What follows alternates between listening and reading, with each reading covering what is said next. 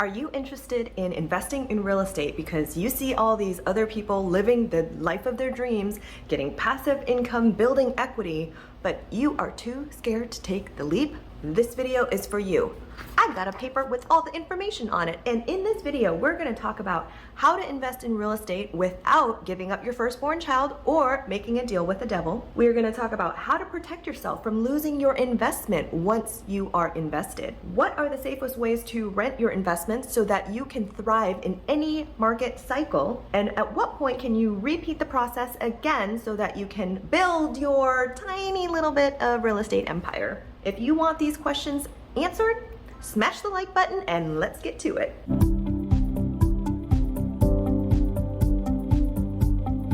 What's up, you guys? Welcome back to Lifestyle Leaps, where I help you take big steps towards achieving the life of your dreams, reaching financial freedom, traveling, and doing whatever the heck you want.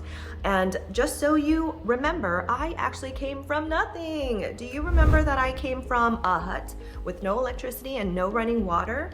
For those reasons, I am very guarded with my money. I want to be smart and invest for long term, but I'm also really chicken about taking these ambiguous gray area investment models in terms of real estate.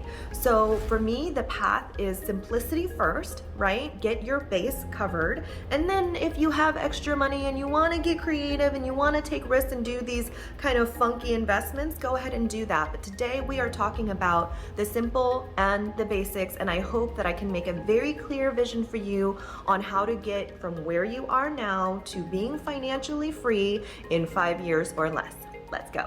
How do you invest? It's just so funny knowing what I'm about to say, but how do you invest in real estate without giving up your firstborn child? I mean, especially with the rates and the prices of houses these days, it's crazy, right?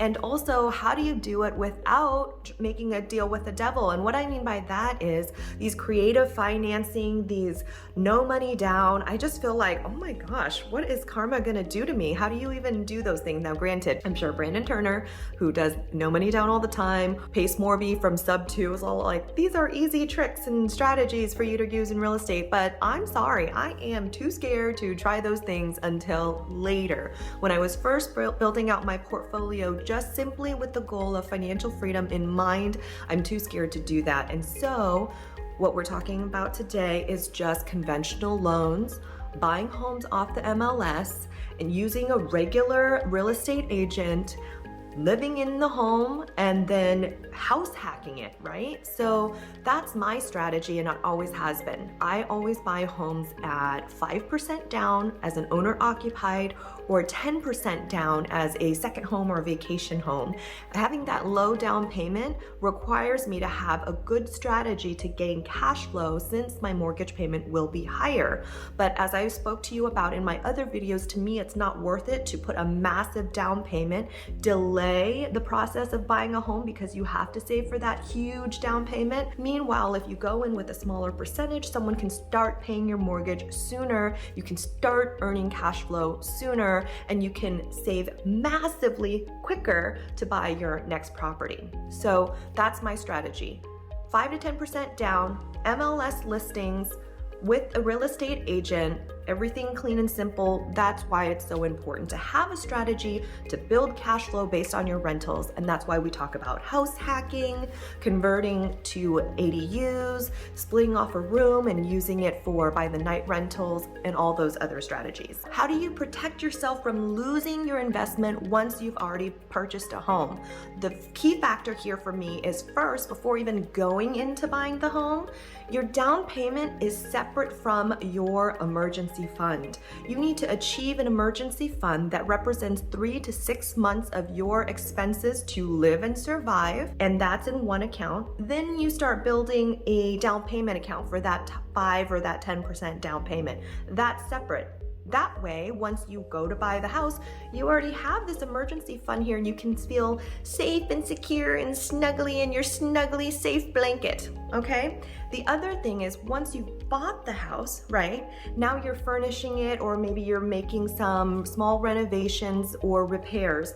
That money you can have saved before, or I have done it to where I furnished a house and did some light renovations on credit, because once I was able to build a cash flow of renters, I was able to quickly pay that off. But that means that you should not be buying a house unless you personally can afford that mortgage alone, or with your partner if you have one. For me, my journey started out solo, so it was all about me having to pay the mortgage alone.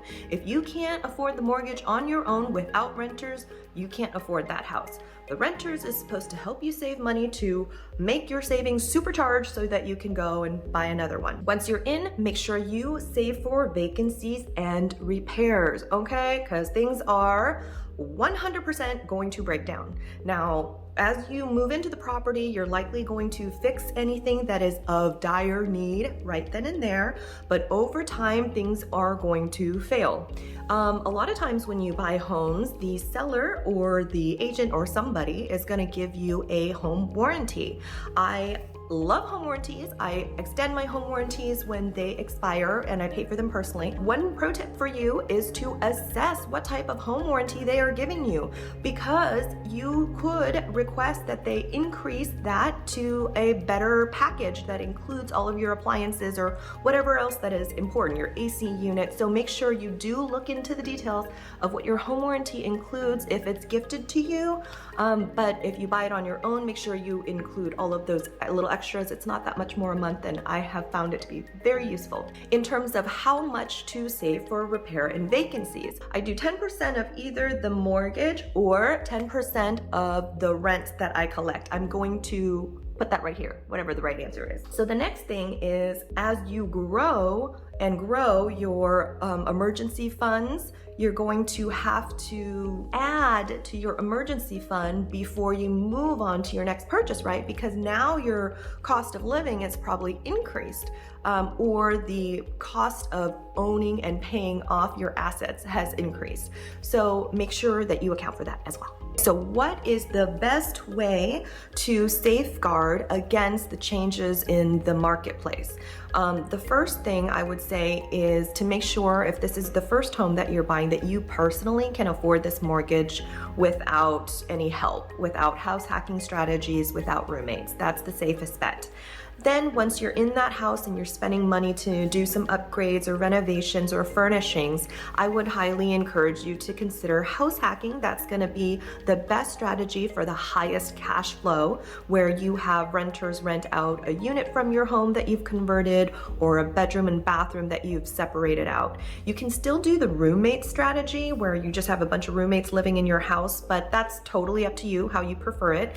That scenario could even be more cash flowing depending on the number of rooms that you have, but I like my privacy, so I have the main unit to myself. I section off a ADU or JADU or a granny unit for somebody else, and then another bedroom and bathroom to have 2 rentable spaces in that home.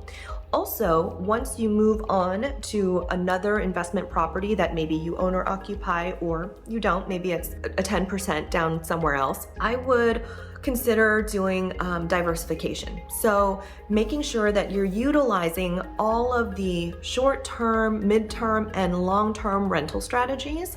So short-term is going to be by the night, and that's going to be taking advantage of market upswings, seasonalities, things where you can charge a lot for just a night. That's not the most stable, because in varying markets, the demand for that could change. So then midterm rentals is going to be for your traveling workers or people who are staying at one of your units for multiple months at a time.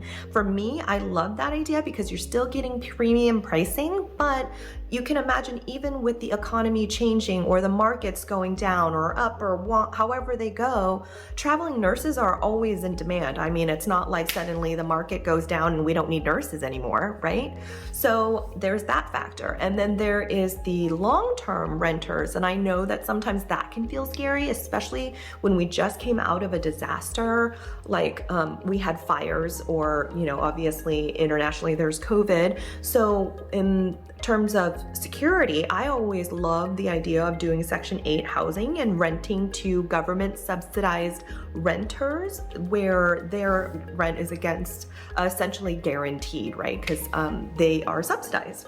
So those are the ways to kind of safeguard your investment through various market trends. That kind of sums up the video. If you are risk adverse, I would say the best way to invest in real estate is just to put a small percent down, buying homes off the MLS, using a real estate agent, and having a superb plan for cash flow strategy after that.